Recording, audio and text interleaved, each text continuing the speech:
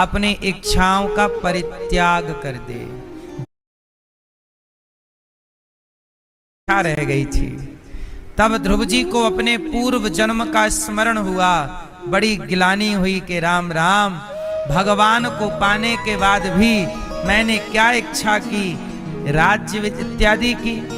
इसलिए ये कथा ये समझाती है कि आप अपने अंदर इच्छाओं को रखकर मरोगे तो जो इच्छा रह जाएगी उस इच्छा की पूर्ति के लिए आपको फिर आना पड़ेगा।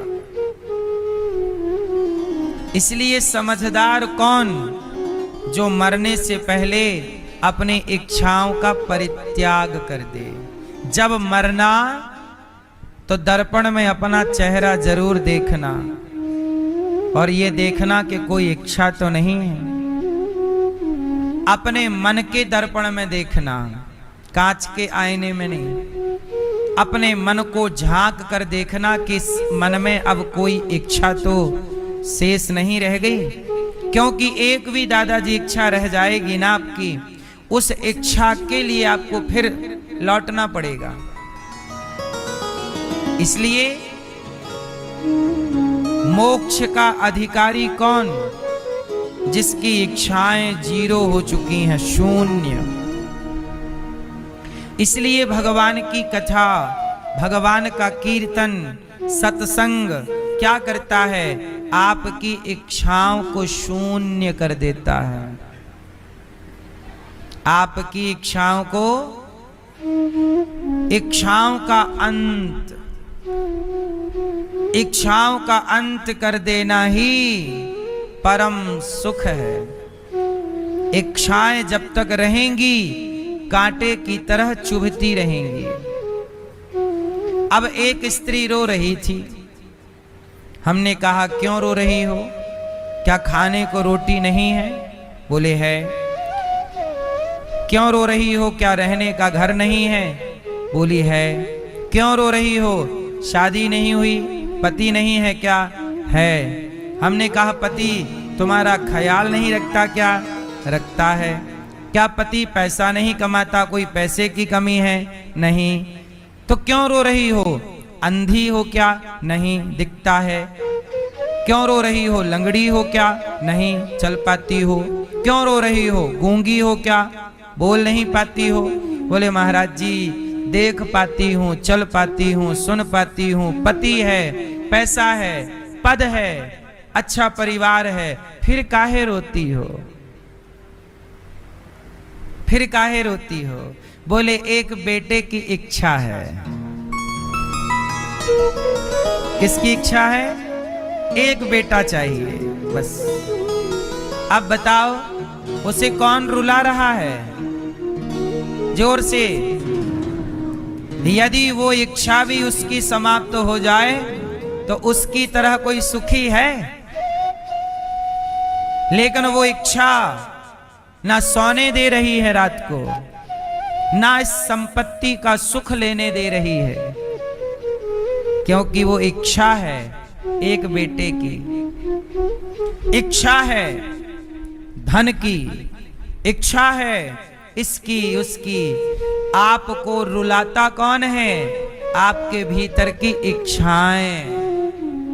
इसलिए साधु संत महान व्यक्ति वही है जो अपनी इच्छा को ही मार देता है। यदि उस स्त्री ने अपने पुत्र की इच्छा मार डाली, भाई हो जाएगा तो हो ही जाएगा,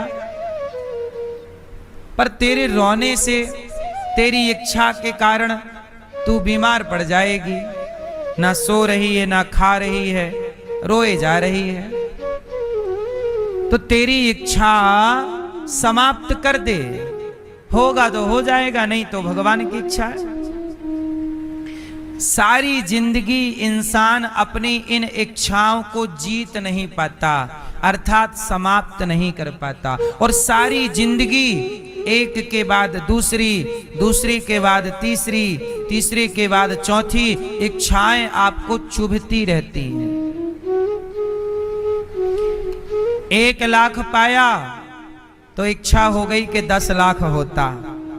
10 लाख पाया, इच्छा हो गई कि यार मेरे पास 1 करोड़ रुपए होने चाहिए। 1 करोड़ पाया, इच्छा हुई कि 10 करोड़ होना चाहिए। 10 करोड़ पाया, बोले नहीं अब तो 100 करोड़ का व्यवस्था होना चाहिए।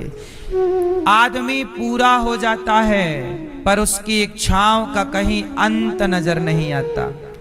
इतना कमाने के बाद, इतनी उपलब्धियां पाने के बाद भी जब इंसान से पूछो कि क्यों भाई संतुष्ट हो, बोला नहीं अभी ये इच्छा और है। महंगाई और दवाइयों के खर्च ने कमर तोड़ दिया है। तूने अभी तक ट्रूमेट्स ट्राई नहीं किया? बस ऐप डाउनलोड करो, दवाइयाँ सर्च करो और ऑर्डर करो, लगभग 51% बचत के साथ। ट्रूमेट्स पर महंगी ब्रांडेड दवाइयों की ब्रांडेड सब्स्टिट्यूट दवाइयाँ मिलती है। मतलब उनका फॉर्मूला, क्वालिटी और उनका असर महंगी ब्रांडेड दवाइयों जैसा ही, लेकिन दाम वो लगभग 51% कम।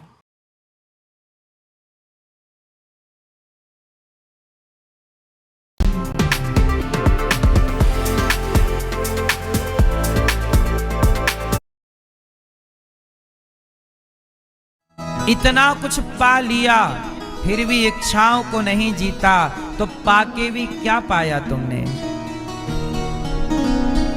इसलिए मेरी मां, सब कुछ पा लेना पर्याप्त नहीं है, आनंद को पा लेना ही सब कुछ पा लेने जैसा है।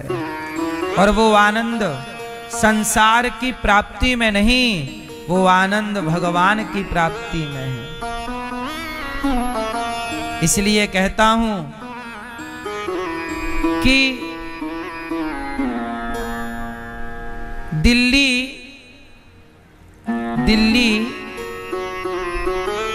माना कि पूर्व दिशा की तरफ है। उदाहरण के लिए समझ लो, आपके गांव से, आपके शहर से माना कि दिल्ली पूर्व की ओर है, पूर्व दिशा की तरफ। माना कि आपके गांव से दिल्ली किस तरफ है, किस दिशा में है? जोर से, पूरब की ओर, पूर्व की ओर। लेकिन आप जा रहे हैं पश्चिम की ओर।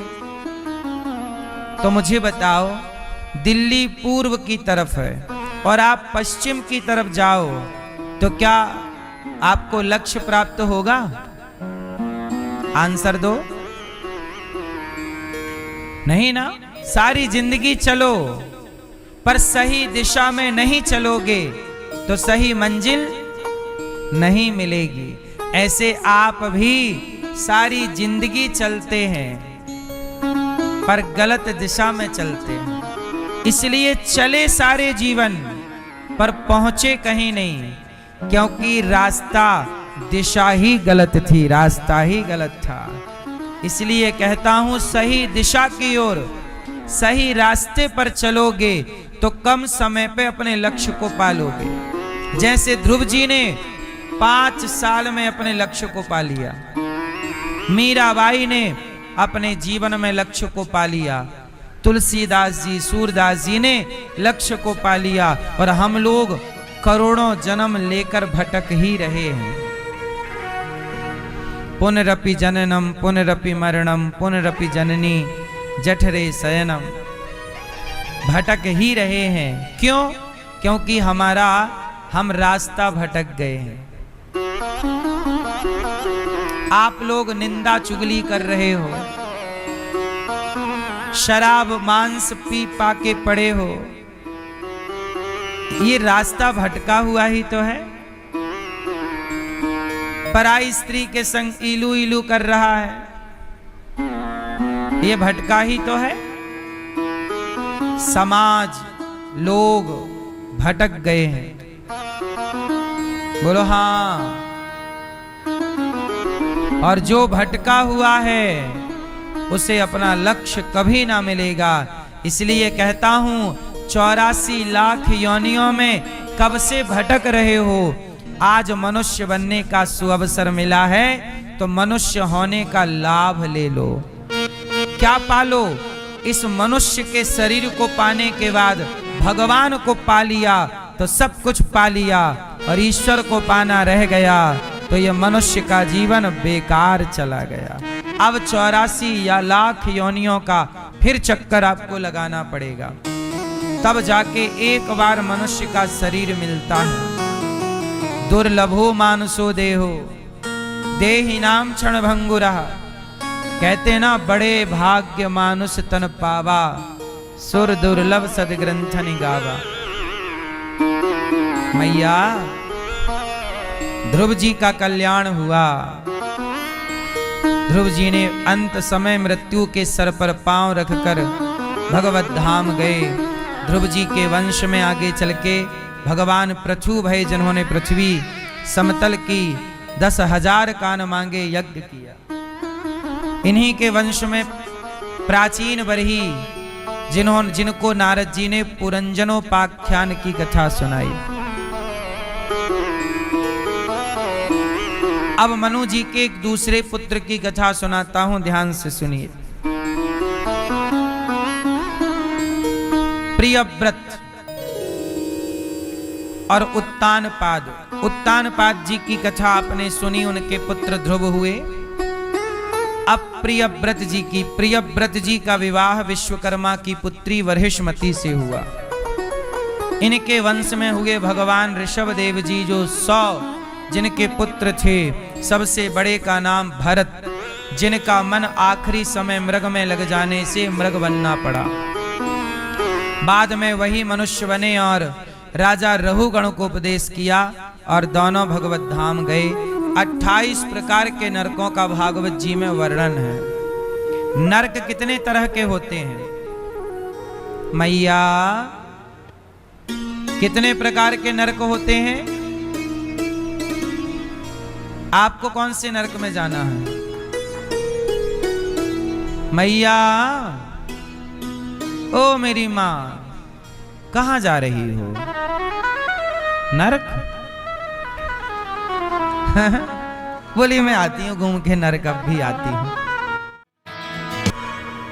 घर जा रही हो?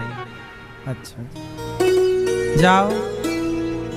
सुनो, नरक होते हैं 28 तरह के। जो जैसा पाप करता है वैसे नरक में डाल दिया जाता है। नरक में बड़ी यातनाएं हैं, बड़ी बड़ी कढ़ाइयां, तेल उबल रहा है, आपको ले जाके डाल दिया जाएगा। आपने मछली तली ना, मुर्गा मांस इत्यादि जीवों को मार के मांस तले। जो मांसाहारी हैं, रौरव महारौरव नरक में तुम्हारी सीट पक्की है। तुमने तला है, जीवों की हत्या की है, तुम्हें भी तो उसी कढ़ाई से गुजरना होगा। तुमने छल किया है, धोखा किया है, कुंभी पाक नरक में जाना पड़ेगा। मावाद से भरा हुआ नरक है।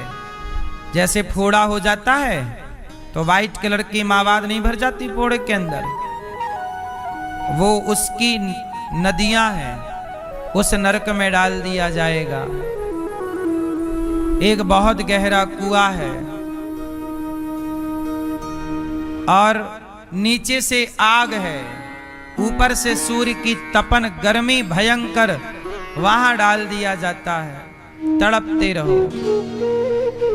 तुमने सांप को मारा है, जीवों को मारा है, तो सर्पों के बीच में, उन जीवों के बीच में डाल दिया जाता है। ये तुम्हें डसेंगे, तुम्हें खाएंगे।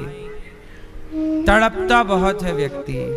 नरक में भारी यातनाएं हैं, आप यातनाओं में ना पड़ें, उस नरक के कष्ट से बचें। इसलिए संतों ने, ऋषि मुनियों ने कहा कि राम राम, ये संसार का प्राणी बड़ा अज्ञानी है, ऐसे कर्म कर रहा है कि वापस नरक ही जाएगा। तुम्हें नरक से बचाने के लिए संतों ने कहा कि प्रभु की शरण में रहोगे तो बच जाओगे, वरना देखो बाकी तो जाना ही है। तो बचाना चाहते हैं, इसलिए कहते हैं थोड़ी कथा सुन लिया करो, थोड़ा नाम जप लिया करो, इसमें तुम्हारा ही फायदा है।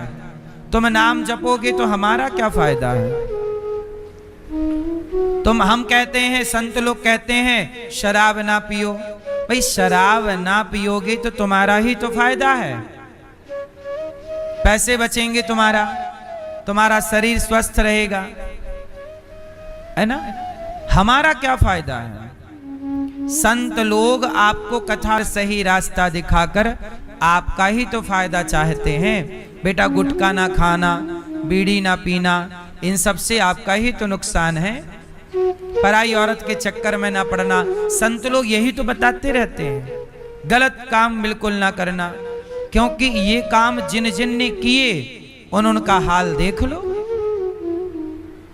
रावण ने किया, पराई औरत का दर्शन, गलत तरीके से टच किया, छुआ, उठा के बिठाया, ले गया, हरण किया, नाश हुआ कि नहीं? दूसरा उदाहरण देख लो दुशासन का, दुर्योधन का, कि बेवजह एक नारी का अपमान किया, भरी सभा में, समाज में कपड़े उतारे, निर्वस्त्र करना चाहा, नारी का अपमान करना चाहा, परिणाम देख लो क्या हुआ। ये सारी बातें समझा समझा के तुम्हें इसलिए बताते हैं कि बेटा तुम ना किसी के चक्कर में पड़ जाना, क्योंकि जो जो पड़े हैं उनका हाल तुम जान लो। तुम ना पड़ना। तुम्हें सही रास्ता बताने के लिए ये सत्संग है, ये कथाएं हैं, तुम्हारे भले के लिए है। अब जो तुम्हारा भला बता रहा है, आजकल उन्हीं, अब कुछ लोग ना साधु संतों को कहते तुम तो पाखंडी हो, तुम तो ढोंगी हो। ठीक है, यदि हम तुम्हें सही रास्ता बताएं और उसके बदले तुम हमारा अपमान करो, तो भी संत वो अपमान सह के भी तुम्हें सही रास्ता ही बताते रहते हैं।